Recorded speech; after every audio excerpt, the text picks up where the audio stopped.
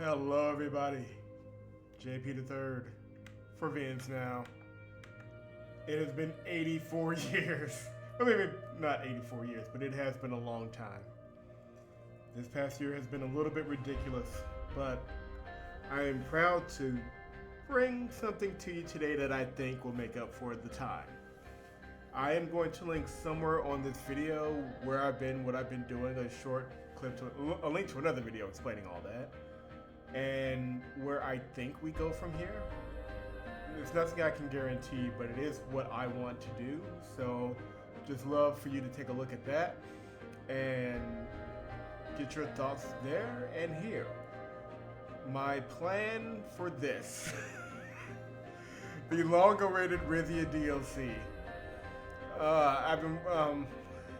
What can I say? Everybody knows my love of this game and my expectations for this DLC. I have not seen a single LP. I have no idea what we're about to get into.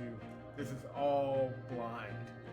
I can tell you that I am going for a similar route to our first Suzerain playthrough. We're going to be shooting for a sort of reformist mold or a reformist route if it is available. And I don't know, bring some centrism and democracy, filthy centrism to the kingdom of Rizia. With all that said, thank you guys so much for your support of all the videos. That Suzerain video is still getting views and hits like I couldn't believe, and I really appreciate your support of this channel and everything we've done on VS Now over the years. With all that said, let's do this. Well, technically we did.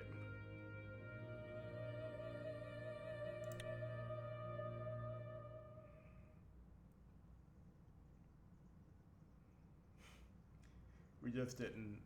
It's explained. Just go to the link. But it is explained. Monarch, your reign and your abode, your scepter and the orb you hold, and even the ground on which you trod, all will be dust when you are cold. I love how they like to weave in quotes. That's just a writing thing that I enjoy. 1905. You open your eyes to this realm. Becoming a king was never your choice. We'll go with calling. From a young age, you knew you were no ordinary child. You were Romus Toras, grandson of Queen Liza, ruler of all of Rizia, son of Crown Prince Valero, the Duke of Valancurus. I do like. There is so much more. Well, there should probably be a little bit more weight to this one because it is a hereditary monarchy and not a republic trying to get on its feet. For most of the year, you lived with your father, Valero, and your mother, Estella, in a lavish palace atop the cliffs of Monquise? I don't know how you're supposed to pronounce that. Every summer you... Oh my god. The soundtrack is... Whoever is doing this, I think it's James Spence who does the soundtrack for these games. Dear God.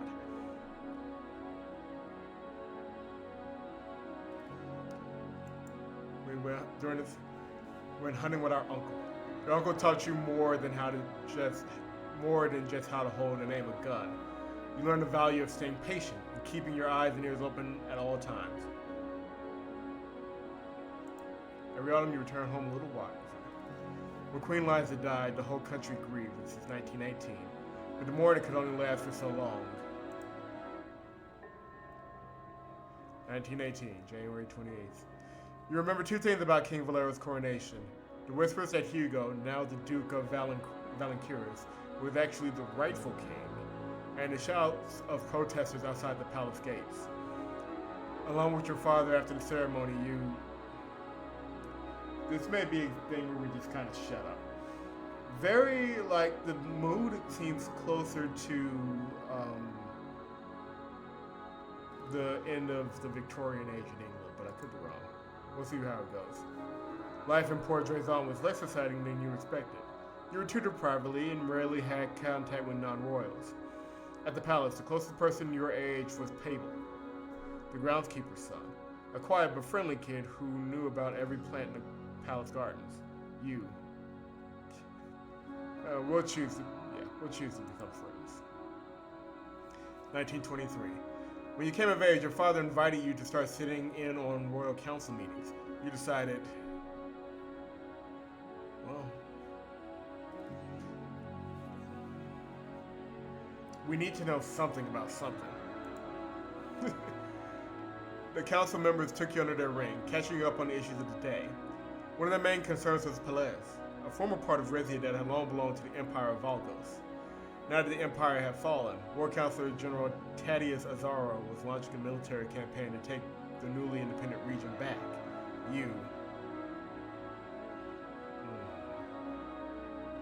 We'll just say we didn't have an opinion.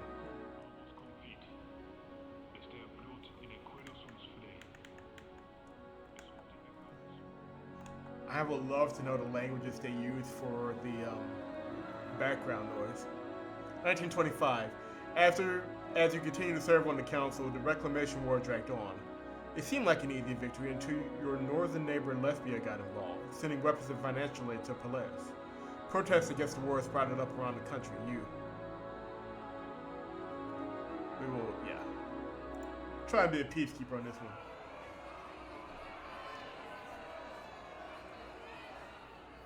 April 7th, 1926. Some troops were withdrawn, but the fire had been lit. The next council meeting was interrupted by the announcement that the Navy had mutinied. Bloody clashes between pro and anti-monarchists were erupting across the country. The century of revolutions has reached Rizia at last. The head of palace security insisted you be driven to a safe house outside of Port Drazon. As you left city limits, though, an unmarked car swerved in front of you, blocking the road. A trio of masked men with guns jumped out, quickly overpowering your guards and forced you out of the vehicle. Oh. I mean, the smart thing is to comply, but I feel I know what I would do. The captain subdued you after only the slightest struggle. You recognized one of their voices, Lucas Suzerain, Duke of Branus, and head of Rizia's third royal house. A hood was over your head, then darkness. Well, this just got dark. They held you captive for nearly a week. I'm the crown prince. What are you doing? When rescue finally came, it was in the form of a man with a white, blue, and magenta flag on his fatigues. Valen's flag. 1926, April 13th. At the palace, you pieced together what had happened. In desperation, your father had pleaded for the aid of Rizia's northern neighbor, Valen, to neutralize the uprising. But that help came at a price. Over the next year, the two nations worked out an agreement to transfer control of the port of Zila and its surrounding region, home to rich natural resources and millions of people. For the next 25 years, Zila, we'll go with Zila, will belong to Valen.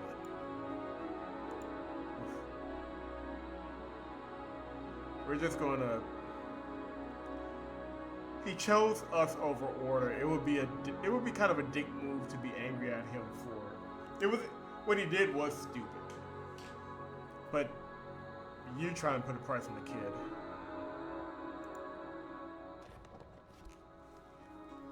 (1927) The traitor Lucas Suzerain was executed, and his pregnant wife was sent into exile. As further punishment, Isa, the capital city of Branus and the Suzerain's ancestral home, was handed over to your family. Your uncle Hugo was sent to serve as his steward. In turn, you were to take his place as the reigning Duke of Valenkiris. At your childhood home in Mongies? I don't know what I said initially. We're just gonna go with that. We'll be responsible. June 20th, 1930. Valenkiris came to see you as a generous, capable leader. One day, the king came for an unannounced visit. He brought with him a pale-skinned young woman with striking blue eyes. Hesitantly, she introduced herself as Lena Livingston, the sister of Queen Beatrice of Rumburg, and your wife-to-be.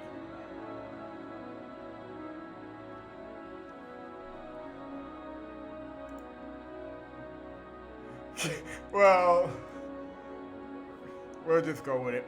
King Valero told you he had no choice. With Valen descending in the Civil War, Rizia needed a new ally.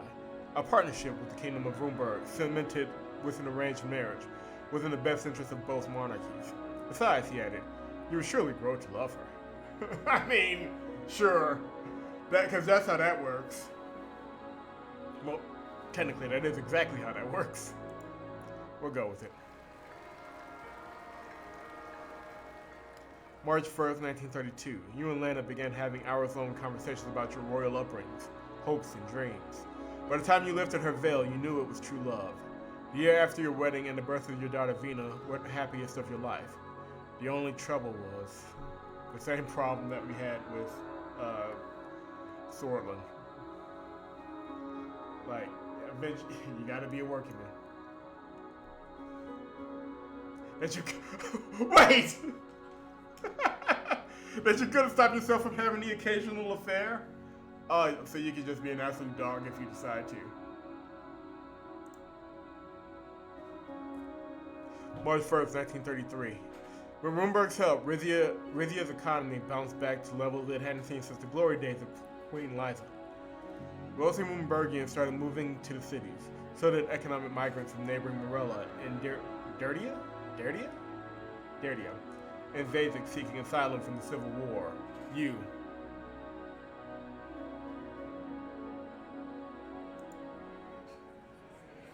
We're trying to be welcome.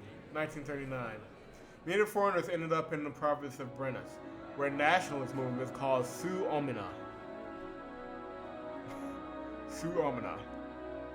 began demanding that the king put Rizia above all. Well, I know where they got the idea from that, and that's basically every nationalist idea that's ever come about, but definitely. As Duke of Eza, your Uncle Hugo turned a blind eye to Suzerain's activities, while his teenage son, Ricardus, became a vocal supporter. Eventually, Ricardus, better known as Rico, approached you about speaking at one of the group's rallies. That's a bad... Well...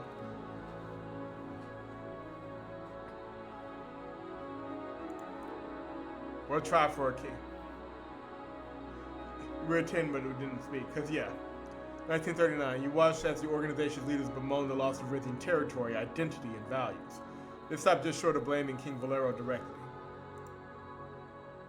1942. You slowly realized that the uprising had broken something in your father. He began neglecting his duties as he became increasingly preoccupied with threats, both real and imaginary. Outside the country, he gained a new nickname. Oof. May 1942. You find yourself under more and more pressure to make up for your father's shortcomings. Lena was patient and understanding, one of the many things you loved about her. For her 10th birthday, Vina asked you to go on a sailing trip with the two of you.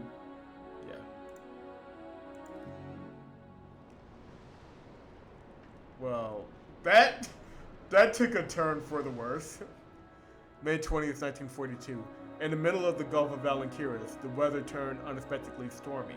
When the captain tried to turn the boat around, it was hit by a breaking wave and cracked in half. The Coast Guard got to you and your daughter on time. Either is, I guess, workable. But by the time they pulled Lena out, she was barely breathing. They rushed her to the hospital. She died holding her hand. You were devastated. After the funeral, your mother Estella came to visit and found you hardly able to function. She promptly moved in to help out with Vina. Hugo suggested you turn to... I never figured out how to pronounce this one. If anybody knows how to pronounce this without involving some sort of spoiler in the game, I'd appreciate it. I'll also just ask maybe AI to tell me how to pronounce it. Ruhesism? We're gonna go with that for now. Ruhesism. Rizia's official religion to cope with your loss. Well, I imagine if that's the main religion, becoming a religious man after the death of our wife will have a pretty good political tint as well. I wouldn't know how calming it was though. August 1946. Meanwhile, the situation in the capital worsened. Rizian nationalists continued to protest the loss of zeal and the country's increasing diversity. Rumors spread that an anti-monarchist movement was beginning to grow once more. Your father called Hugo back from Eza to keep an eye on his council.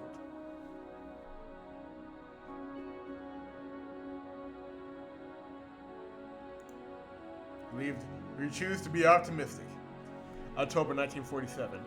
Even with Hugo advising him as Grand Vizier, King Valero seemed powerless to address the escalating tensions. Hugo suggested to the king that you be entrusted with certain responsibilities. Upon agreement from the king and the royal council, you were granted the opportunity to aid as the crown prince. You chose to...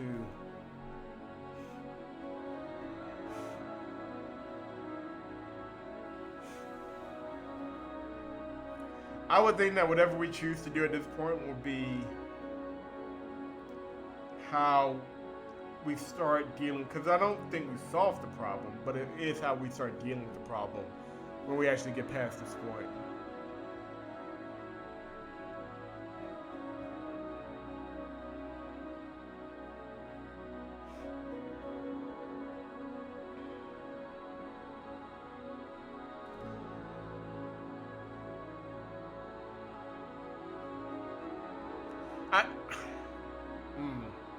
I forgot to say the date. October 1947. I would think some of these were like a lot of these would make sense and explain kind of your focus when you do become king. I would imagine that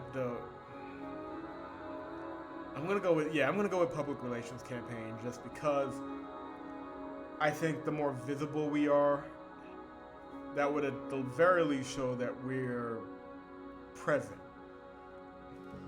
And let the king, we'll let our dad kind of boulder the responsibility of the actual ruling. If we start taking responsibility from him now, that could turn around on us, so. October 1948. Outsiders also took notice of the king's decline. One of them was Axel Reinhardt, the new ruler of the Grand Duchy of Pelez. He sent you an invitation to visit him on two conditions. You were to go alone and without your father's knowledge. This is a risky play.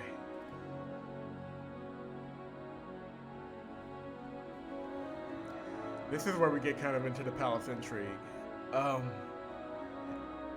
can't imagine going there.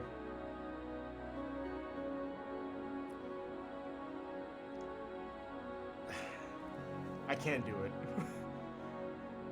There's just no way that it happens without somebody finding out. Not after we just did a public relations campaign with cameras following us everywhere.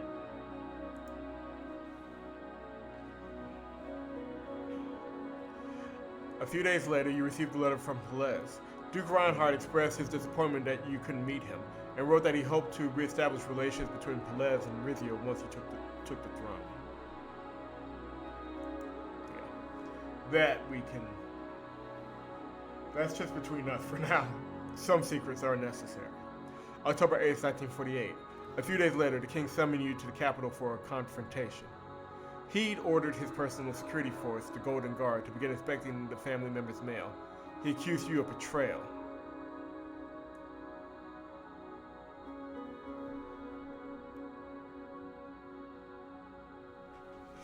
Like, dude, I could have went.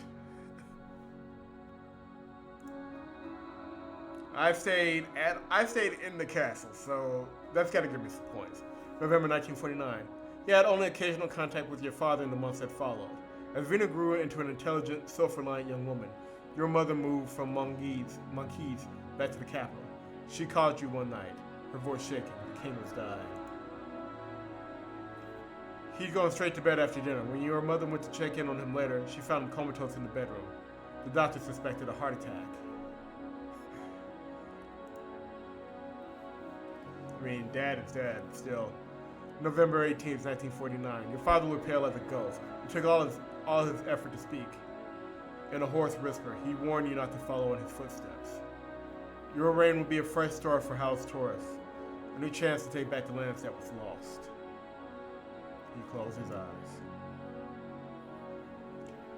Only after his funeral, gathered at the palace with your mother and daughter, did the realization begin to dawn on you. From the day you were born, your entire life had been leading to this moment. Now it was finally here.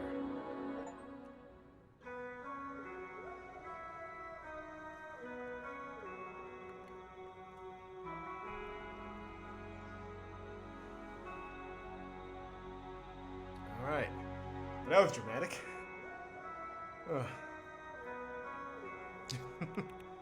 Let's see what my options are.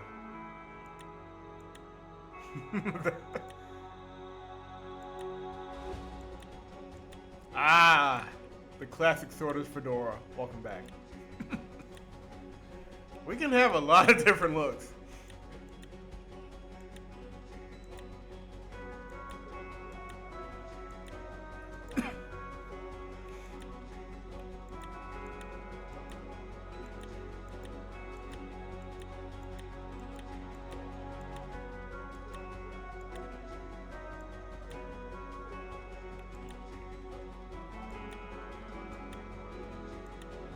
Like, that red velvet is, huh? That's kind of swanky.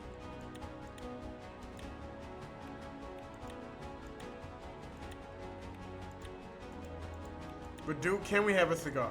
Yes!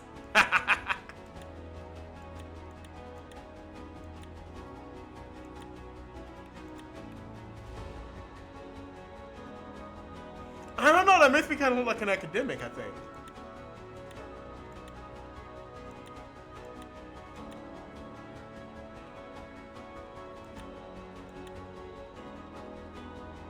The Rivian!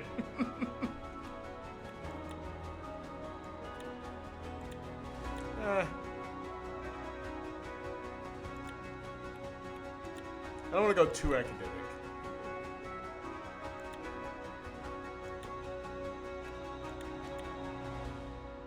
To the basic royal. I think that's fine.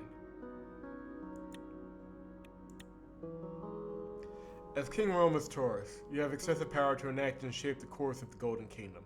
By choosing different focus options, you can gain different strategic advantages. So, as I said before,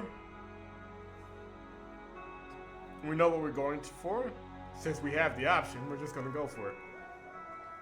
Opting for absolutism will solidify monarchy traditions within House Toras, while considering reform alliance with House Suzerain and the Rizian People Party. Want to try for reform? A focus on strengthening the national economy involves leveraging natural assets and safeguarding long-term energy commitments. Alternatively, diversifying the economy beyond resource reliance and for a balanced financial landscape, mitigating over-reliance risk.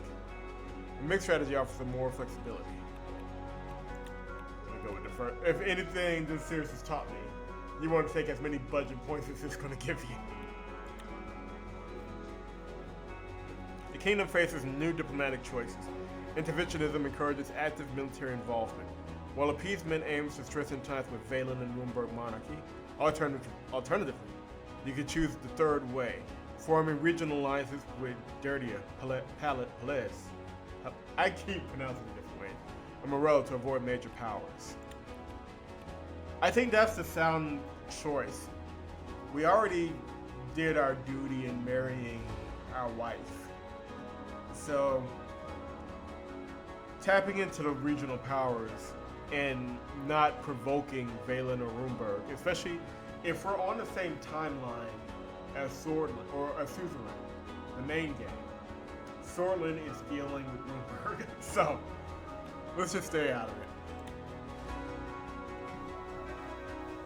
So,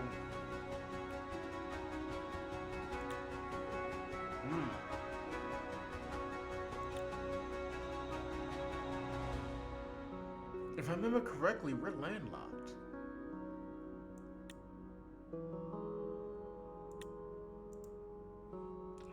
I want to see the map. Hold on.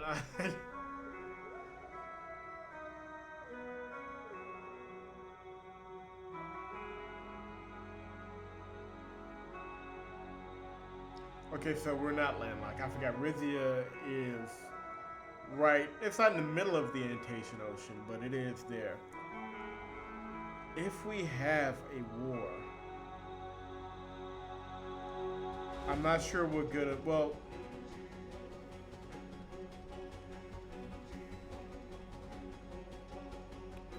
If we have a war, an air force, from what I'm looking at, may be the best option. I'm gonna go with the Air Force and just keep an eye on our Army and Navy. I think we don't need a substantial Navy, I don't think, but definitely we'll probably have to go back around and make sure the Army is in a good spot. So, but the Air Force may be the best first step.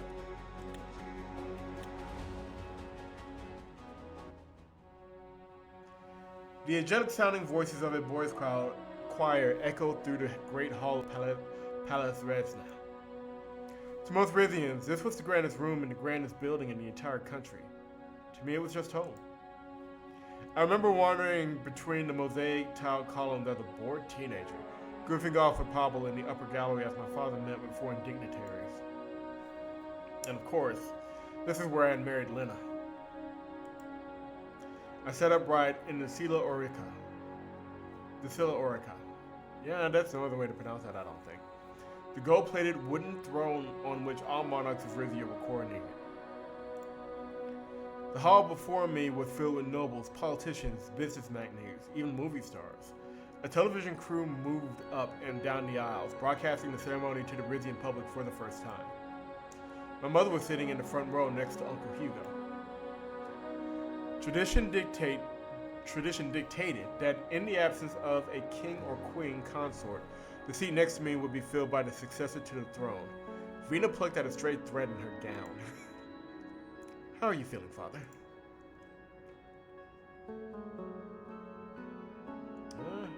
Honestly, I'm a little nervous. My daughter smiled. Don't worry, Father. You are the king now. The final notes of the coronation hymn, "By His Sword I Live," rang out. An expectant silence filled the hall. It was broken by the sound of shuffling footsteps. The cameras followed the Grand Wiseman Sal Ignatius. Sal Ignatius, as he walked slowly down the center aisle, bearing a velvet cushion. He presented it in front of me. On it was the Toras crown, a black onyx orb, and a scroll containing the words to the royal oath. I'm not sure what order I'm supposed to do this in. Is there an order? I gazed at the Toras crown, forged when my family took the throne 150 years ago. It's made of pure gold, adorned with two twisted spirals resembling bull's horns. Well, that's not subtle. I caught my mother's eyes. She gave me a conspiratorial wink.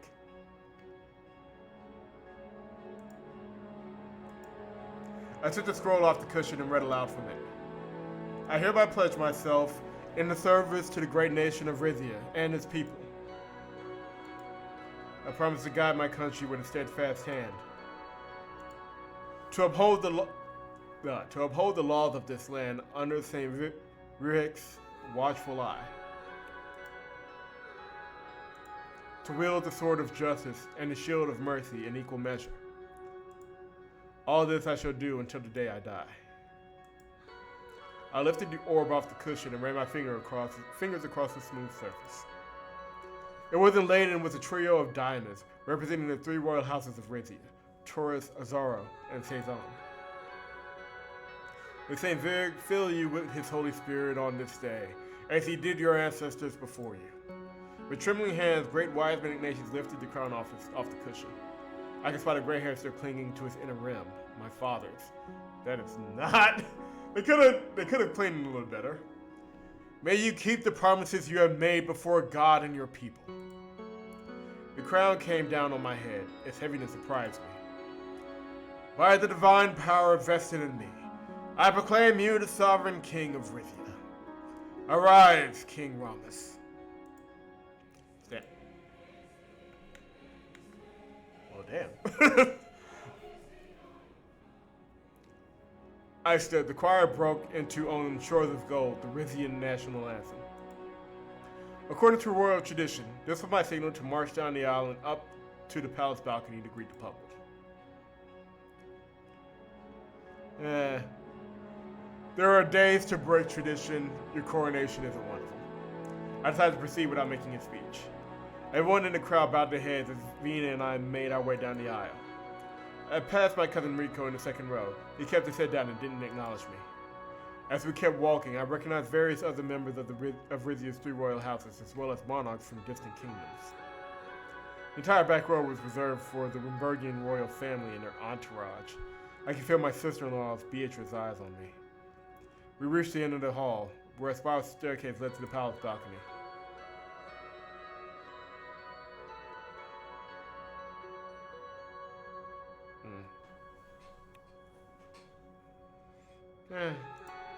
Come, Vina. Let's greet your featured subjects. My daughter beamed and put her arm through mine. We walked up and up the stairs until we came to a door. I stepped out onto the balcony. The sunlight was so dazzling it was almost blinding. I was almost blinded, excuse me. When my eyes adjusted, I regarded the scene below me. Thousands and thousands of people were packed onto the palace grounds, some waving the Rizzian flag, others the House Toras banner. Just beyond them, at the gates, the police easily held back a small pocket of protesters. I paid little attention to them. I was focused on the noise of the crowd, an overwhelming roar that gradually cohered into a single chant. Solitanus Axas Rega Novus. All hail the new king. A lot just picked up there, suddenly. Horrible workers' rights, small marine division, paratrooper brigade. Well, let's just, just open it up. Denial of access to Golconda's places of worship. So restricted religious freedoms and bad workers' rights. Overcrowding at the Dasnura's places of worship. Lack of affordable housing. The situation is not good.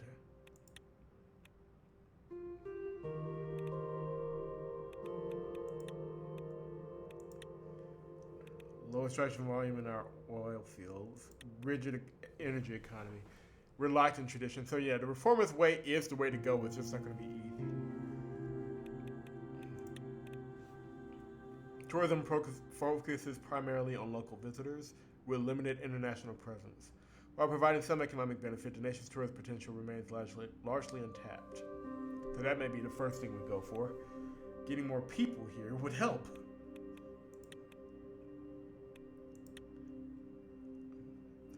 We own 30% of Rizzian Royal Gold. The state maintains a notable influence in the company. Average coal extraction.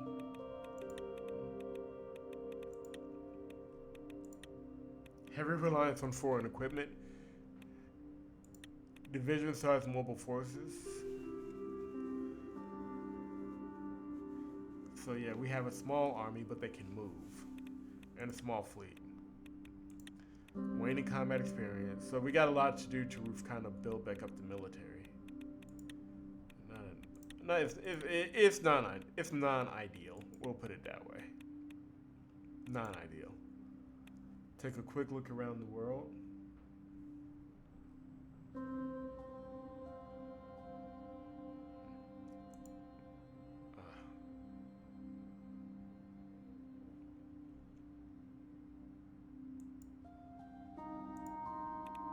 We'll just leave it at that.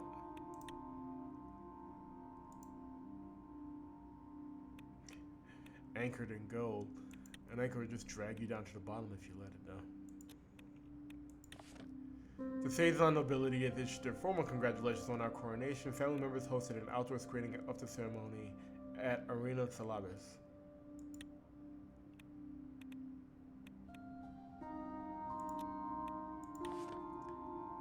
To mark our coronation, Acting War Security Council Duchess Lucido Azaro, together with head of the armed forces Carlos Robles Azaro, led the military forces in Camp Domas in special exercises.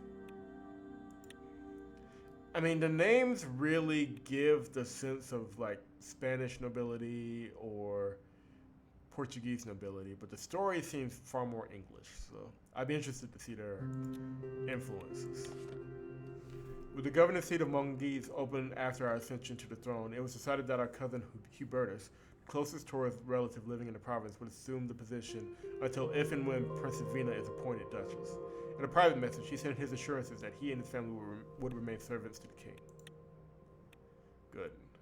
Last thing we need is a family uprising. we switch maps? Yeah, here we go.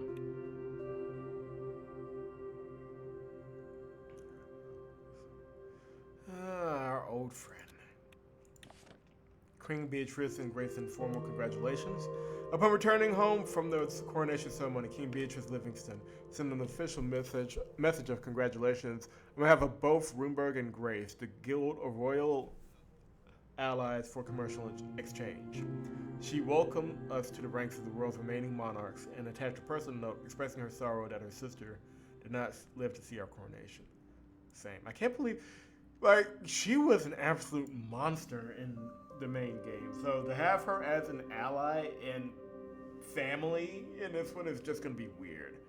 So GRACE is an international organization founded to foster economic cooperation and exchange among monarchies from various continents, including Marcopa, Rica, Xena, Enraka, Archipelago, Cantana, and others. This makes sense. And if in our world the First World War didn't happen, that would have probably been how the monarchies kept themselves together post-industrialization. But that's a whole conversation we're not having in this video. Dardian leader Jorga Osmal has sent us a message of congratulations following our coronation, as well as his assurances that God is with us despite our differing interpretation of the Virkist, that's gotta be it, Virkist religion. He invited us to join him for a friendly conversation in the capital of Niale at our leisure. Huh. Not what I expected. The supreme wise man of the Dardian Galkandism and therefore the leader of the Norse Republic of Dardia. Interesting. Well, I'll have to look at some of these a little bit more when I'm not recording it. Morellian Prime Minister Alma Sultana sends congratulations and a gift. The newly elected Prime Minister of Morella reached out to us after our coronation, sending her best wishes and desire to work more closely together, especially on matters regarding the MEFTM International Trade Zone. The MEFTM International Trade Zone is a globally significant economic cooperative established in 1916 in the Republic of Morella. It consists of gold mining facilities and refineries operated by corporations from Morella, Lesbia, Volxen, and Rizia. So it's a gold collective. Collective is a little, I don't know how I would say that.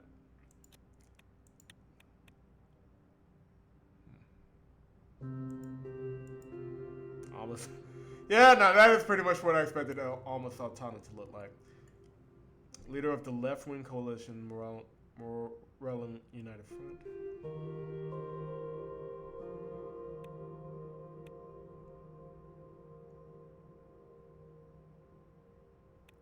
So she's a social democrat, but not a socialist. So Volksland is a socialist country. I wonder how that would place Morella, I think that is how you pronounce it, and I'm just going to go with it, in the greater world power dispute.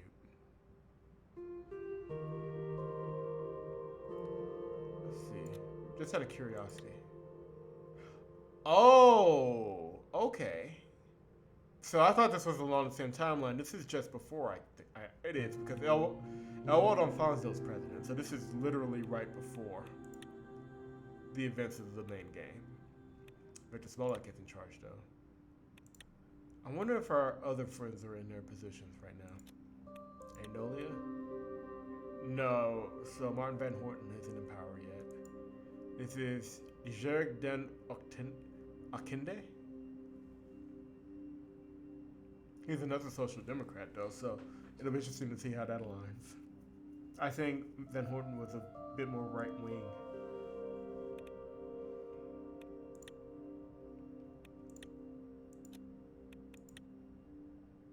Yep, Emmerich Hegel isn't in power. So that'll be fun, dealing with Hegel again. Who's in Lesbia? Ah, Patricio Alvarez. He's just been in office forever. The world changes, but Patricio is always around having a drink and a good time.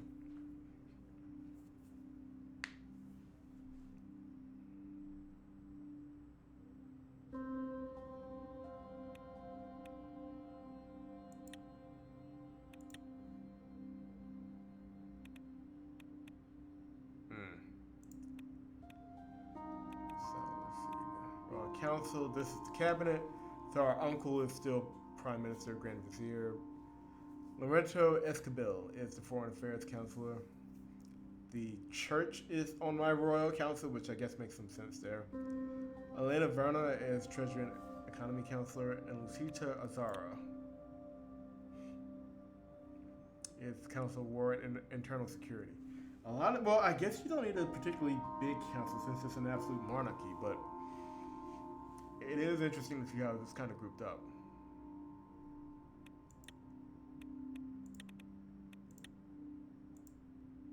I'm guessing these two, since they are not in the council, we'll have to deal with them.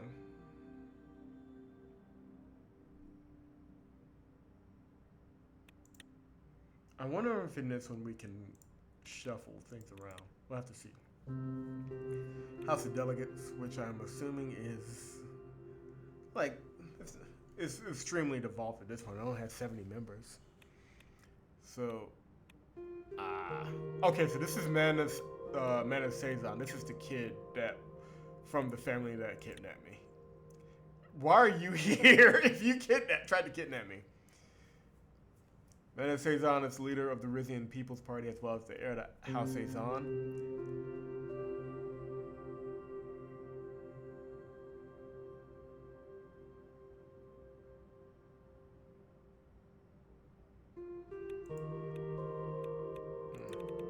I'm not reading all that.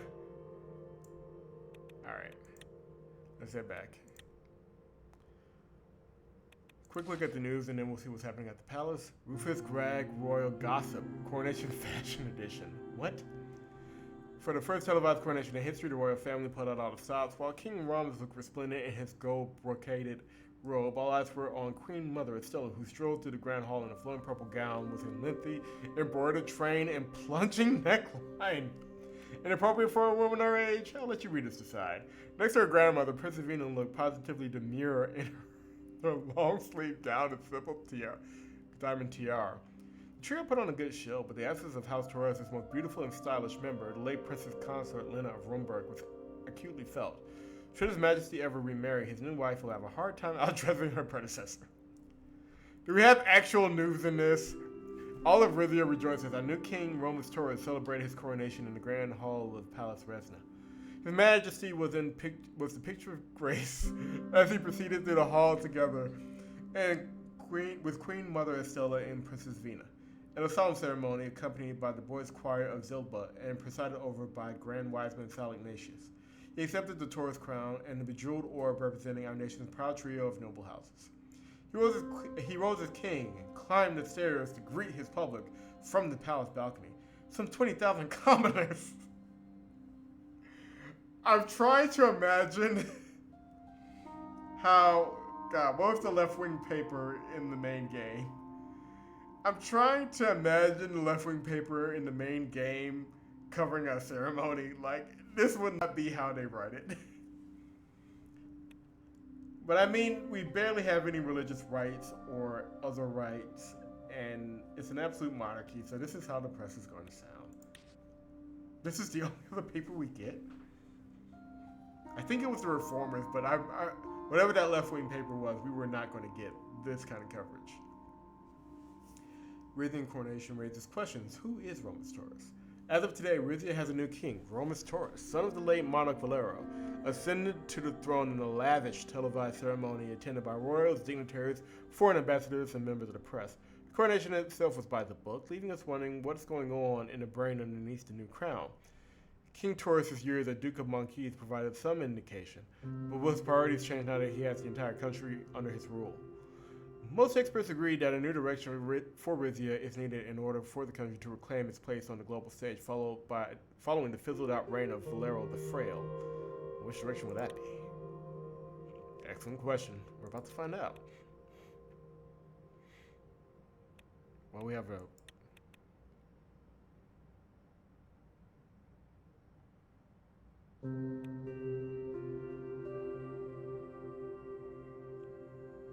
The Rizian public is eager to celebrate their new king's coronation. Investing in lavish celebrations can make a good first impression and earn their favor.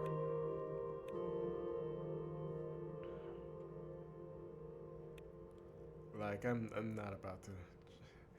I'm not about to bankrupt the kingdom just because I'm king now.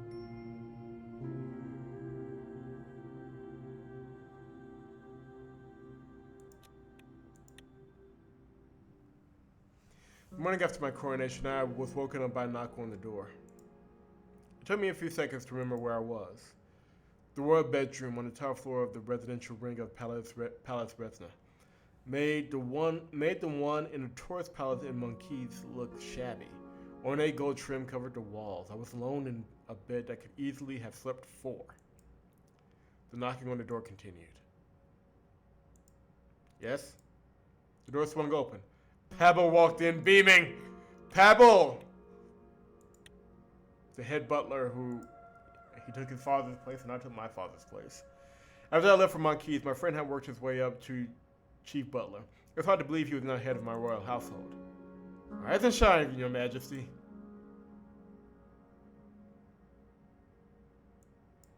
I knew this day would come, but it still feels odd having you wait on me. Pablo chuckled. You better get used to it. Everyone answers to you now. He drew back the heavy velvet curtains. Sunshine flooded the room. Romus Toras, King of Rizia, you come a long way since we were kids.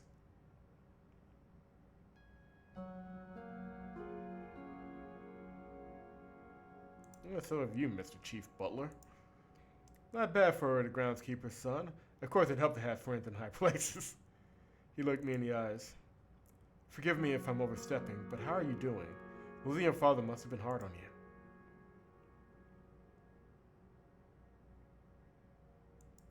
It's complicated. I don't know what I should be feeling right now. It's no should. You feel what you feel. He opened the doors of my armoire and began pulling out items of clothing. You have quite the packed schedule this morning. Why don't you eat breakfast with the girls while I get your outfit ready?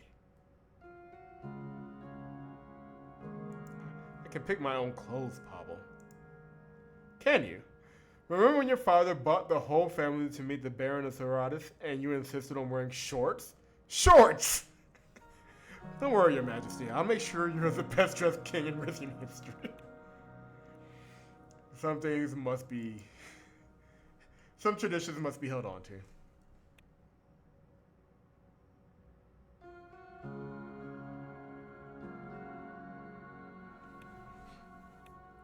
There's a lot of ways I can approach this question. We'll keep it light. Even more fashionable than King Darius the Debonair. He grinned. I'll do my best. I haven't forgotten. Bima volu un uxit sulu. I recognize the slogan we made up as kids. Two tides rises, one sun sets.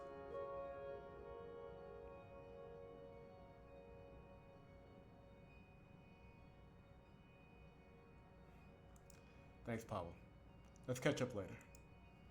Enjoy your breakfast. Still in my dressing gown, I headed downstairs.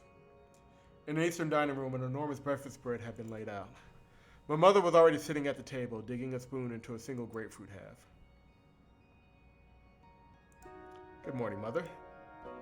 Same to you, darling. Despite the early hour, my mother was already in her full makeup. She dabbed her lips with a napkin. I hope you're satisfied with yesterday's coronation. Your father's wasn't nearly as well attended. That's only because of the TV cameras. Oh, don't sell yourself short. Her eyes grew serious. What was in that letter he wrote you, by the way? I never asked.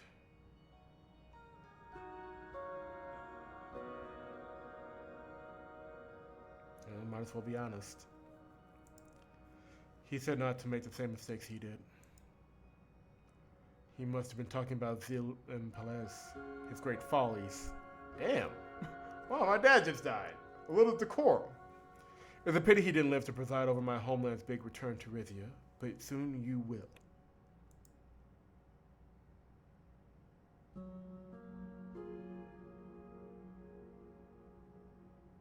I'm already planning a reunification ceremony. I'll find a suitably scandalizing dress to wear to it. But don't let my nattering on keep you from eating. A king needs energy. She handed me a rosetta, the traditional rice and quiche custard tart. The crust was exceptionally flaky. Just then Vita came bounding down the stairs. Isn't it a lovely morning? My daughter kissed Mother on the cheek, then gave me a shy wave. I nearly got lost on the way here. Grandma, why didn't you tell me this place has such a big library? Because I didn't want you holed up in there all the time. Grandmother's got to see her granddaughter every so often, you know. Vina eagerly took a plate and started piling it high with pastries. My mother clicked her tongue disapprovingly. Not too many of those. The sweeter the taste, the wider the waist. Don't you agree, Romus?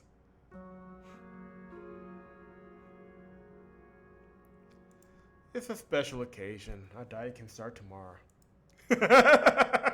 Vina took a bite of Rosetta and gave an exaggerated sigh of pleasure. My mother rolled her eyes. Oh, suit yourself. Now, if anyone in this place could make a halfway decent strudel, that would be worth ruining one's figure for. Waiting for a while in silence, Vina looked lost in thought. Finally, she spoke up. Father, I wanted to ask you something. You know that I'm 18 now.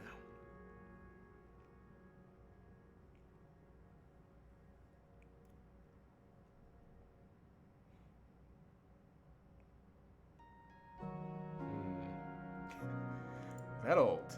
How time flies. That was supposed to be a joke, right? I was thinking I'm old enough to accompany you to your council meetings.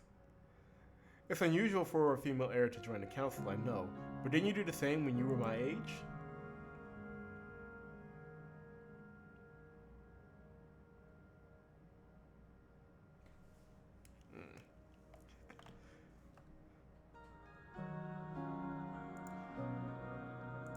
Yes, but they were too dull to bear.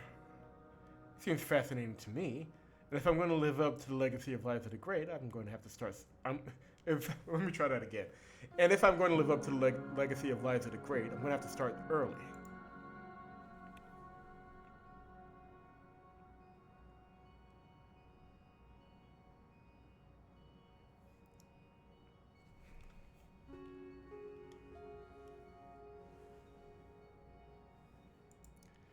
You shouldn't have to worry about living up to anyone's legacy. You're great in your own right. That's very kind of you, Father. But Liza was the most beloved queen in our history. Of course people will compare me to her. You're getting ahead of yourself, sweetheart. The crown is on your father's head right now, not yours. She looked at me sharply. And what your father needs is for your lovely little face to be seen at balls and ribbon-cutting ceremonies, not hidden behind council doors. She's got a very particular way of looking at the world, doesn't she?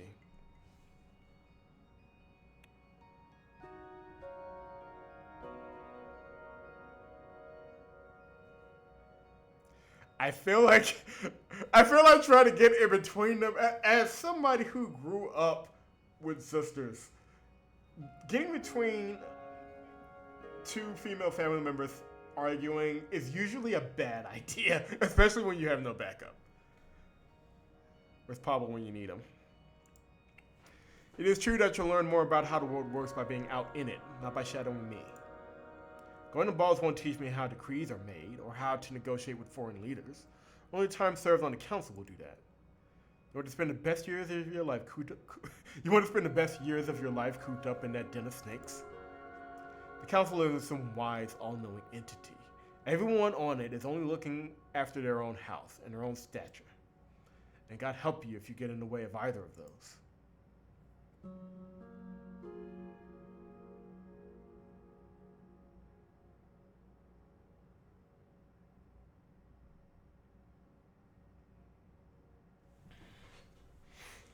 Oh, we can... Because technically I'm a privileged noble, but...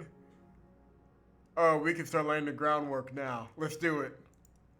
I always found it odd that we entrust the country's direction to a handful of privileged nobles. If choosing when to ignore the council will be part of my future duties, I need to learn how to do that too. I promise it'll be like I'm not even there, and I'll step out in public as much as I can. Vina looked at me with pleading eyes.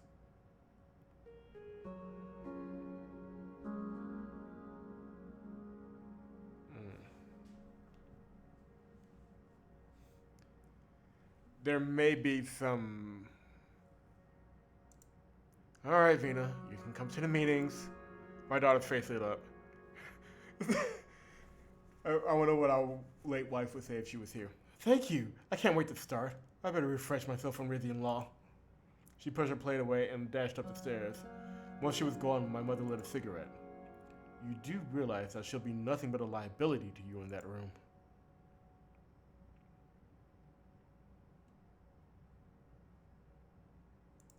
One more Toras on the council is an asset, not a liability. I hope you're right.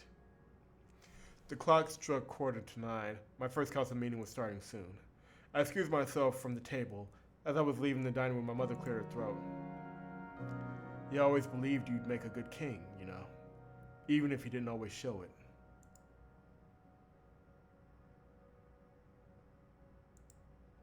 Thanks for saying that.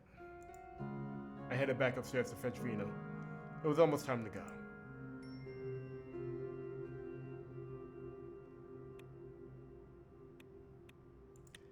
We'll see what, our mom is right in a way.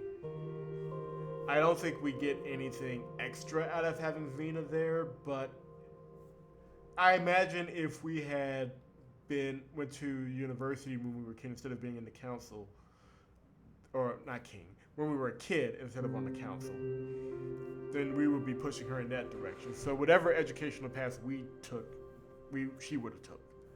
So this is just kind of the reality. So we'll put a pin in it there, and when we come back, we'll have the first of what I'm sure will be many small council meetings. Leave a like if you enjoyed the video. Subscribe to the channel if you have not done so. And please keep a lookout for not only the video I posted explaining where I've been, but videos that will be coming in the near future. I'm not going to say we're so bad because I've already said that once and I was wrong, but we're going to do our best, at least to get through this one. I'll catch you in the next one.